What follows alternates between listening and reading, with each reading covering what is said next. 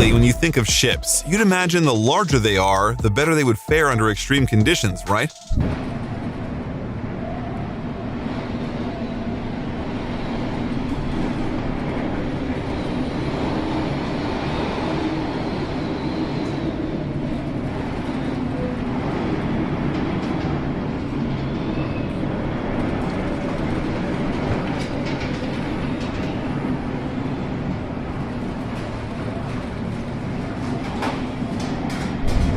The storm they were facing rated as a 12 on the Beaufort scale, the highest possible ranking.